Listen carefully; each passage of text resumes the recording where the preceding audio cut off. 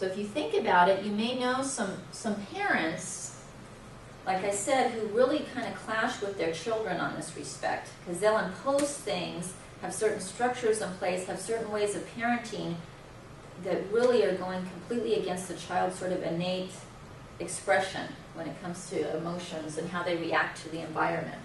So there's what was developed as called the goodness of fit concept. And this is referring to that fit between, again, what we call the child's innate temperament, their response style, and what's happening in the environment, which largely here, very much we're talking about what the parent might be imposing.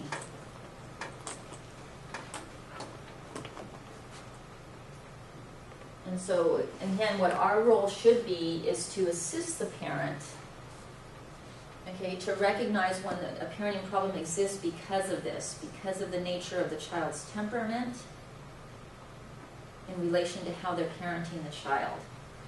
So have an understanding that it's a slow to warm up child, they need time to transition, okay.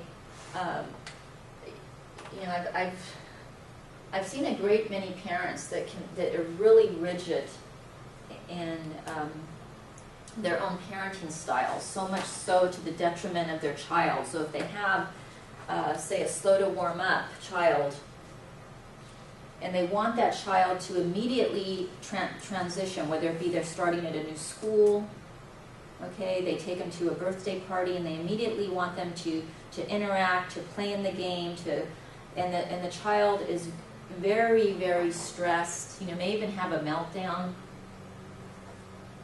And so they're getting reprimanded, so it seems like every party they take them to, every event, there's some, you know, blow up. And so it may get to the point that the parent doesn't even want to take the child, you know, or has a conversation with the child about it, that due to your behavior last time, not really understanding that this child doesn't really cope very well in those situations, and they need time to adjust. And actually they probably would have a good time, but allowing them some time that they'll play when they want to play, right? They're not going to get up and immediately interact. And same with the difficult children. You know, they need some time to run about, so oftentimes when you pull them from an activity, that can cause a lot of stress. They don't adjust well to it, and they'll react with their temperament, right? And so I've seen a great many parents do that are very rigid sometimes and a little too overly structured with these children. And they really do need time to kind of vent and you know, let them play and do what they need to do, and give them a time frame, you know, that in 15 minutes, you know, we'll be coming in. So rather than just immediately, they need to come in, they need to sit down, they need to be quiet. And you can see parents doing this, imposing these restrictions, and you have a child who still, you know, needs to burn some of that off, okay? So trying to find some alternative ways that you can meet, you know, both of them at least halfway. But we do look at this, we try to explain it to parents, okay? We try to recognize when really this is the problem, because they'll be talking about the child, and they're not going to take him anymore because they keep, you know, having a meltdown, and they get upset, and then I have to discipline them, and it just goes from there, and then it gets me stressed out, with no understanding that it has to do with, you know, something that seems to be as simple as this. So what we do is we try to make sure that they understand they need to keep this in mind when they're parenting. So parenting with temperament as a focus. They can organize the environment so that the goodness of fit happens. And again, you know, some kids fall into a routine easier than other kids, others don't. And being aware of your own temperament and adjust to your tendencies that naturally clash with your child's. And to give you an example of this, I know for my, just within my own family, my brother-in-law and my sister have a highly structured environment for their kids that, you know, it's, I don't even know the times, but like at 6 o'clock, they need to take a bath, they need to be in the tub, they're in there for so long, you know, that kind of thing. And their oldest, well actually both of them I would say, are more on the active, feisty side because they have the irregular and the patterns and all of that. And so they have a lot of clashes as a result of this. So rather than saying, that you have a range of time, make it a range of time that they bathe in and a range of time that they have in the tub rather than making it so restrictive. And for whatever reason, again, if you have a parent who does not want to adjust that, you'll have a lot of clashes with the children. Okay, particularly if you have two that fall in, those more difficult and slow to warm up categories. Okay, and the difficulty, remember, as far as patterns, there's a lot of irregularity with their eating and sleeping patterns. So we can put things into place, but at least trying to be a little more flexible in terms of the time frame it may take them, rather than they need to do it right then. Okay. Some other things to keep in mind, just overall with goodness of fit, communicating. So whatever structures you do put in place, communicating to your child when you take them to new places and new situations, you can let them know ahead of time. Again, the easy kid, it's not so much of a problem, right? You can probably take them anywhere and they adjust. But definitely for the other two categories, kind of communicating what's going on, and if you're going into a different environment or they're going to be meeting some new people or some new kids, explaining the reason for some of the decisions and motives, listening to what they think, okay, and respecting that. It doesn't mean that you're going to do what the child's doing, but you're validating their opinion and their feeling about something. So if they tell you they feel scared, and you're at a party and they feel scared and they want to be by you, rather than going and interacting with a group of kids that they don't know, and maybe it's a game they're not familiar with, respecting that, rather than imposing that and making them, trying to force it on them to go play. Encourage teamwork when generating solutions. So again, that's another way of respecting the child too.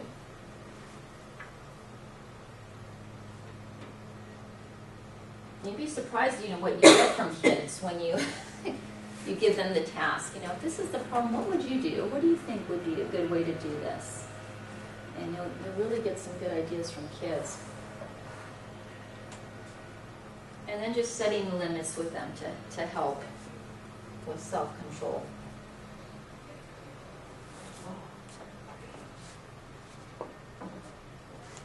And as we said with the learning theories, there's things that you can apply with the learning theories, but definitely you want to be respectful of the kid. Remember we talked about discipline, and we talked about punishment and the difference in the two, and that you really want them to be able to learn something through discipline and be able to guide their own behavior. And that's the idea, and be able to gain self-control. So, as parents, we're imposing the limits, right, and we want them to be able to then do that for themselves. What was that last one again? Oh, I'm sorry. it's okay. System of thought. Okay, thank you. Yeah.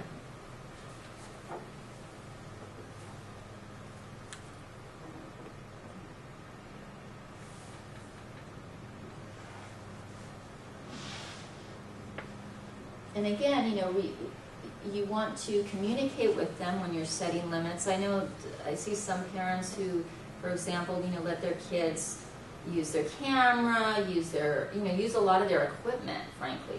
Pick up their equipment and use it. And, then maybe they get upset because they don't put it down right, or they do something to it, but in actuality, they're not really setting any limits as far as that goes. They're sort of letting them do whatever they want to do, or maybe then they go to their computer and they're on the computer and they get mad at that. So it's being clear as to what's accessible to them and what's not.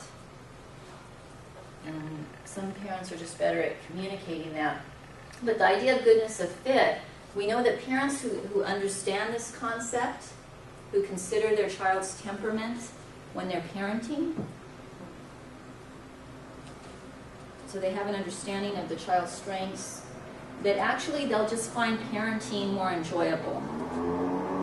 Because again, they're trying to weigh the child's temperament, their own parenting style, so it's a better mix.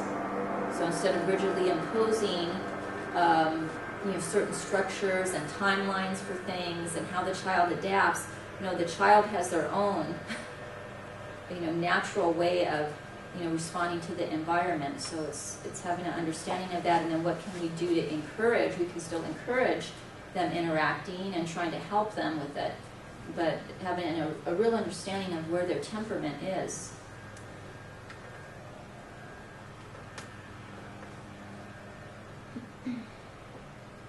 So do all of you know people that you may have seen that have a lot of difficulty with this as far as parenting their children, that don't really seem to have a handle on the child's understanding that it's more the temperament versus the parenting issue, that's largely the problem? Have you ever seen that before? Because I've seen it a lot with parents and children. Yeah, I see like the clash, like if you have a very like passive parenting style, and then say the child's temperament is more difficult, you could see that. And while you're discussing this, I just kept thinking like, what if the attunement between the parenting style and the child's temperament, if that doesn't mesh, like how does that affect, the cognitive development? If the child's temperament is innate, but say it's not getting the attention that it needs because of its temperament, how will that affect like the bonding? And that's what I was thinking in terms of bonding, attachment, and then going back with Erikson, mistrust and trust. Like I know that's like so broad, but I'm just saying like even something like that can like affect. Oh yeah, it definitely impacts the individual. The child's going to interpret it a certain way, and the parent is too. That the child's difficult. As a result of that, they may not, expose them to different things. They may not interact with them the same way. It's just kind of sad, the dynamics that evolve from that. But you're right, it does impact on the individual and how their perception of themselves, basically, and then their perception of other people and how they're going to have to cope in the world. It's going to be a long-term impact. And that's where Erikson thought that's kind of where his thinking was in developing that. So you're right on track. It's interesting. And sometimes we, in psychology, we try to predict. That's one of the things that, psychologists want to do, is we want to control and be able to predict behavior. But with even certain characteristics, we really can't, predict that in every case the child's going to have this particular difficulty because they had a parent who, didn't have that goodness of, we really can't do that, because you'll always see that there's going to be cases where the person is very, successful, healthy, as far as what we would think of, mental health.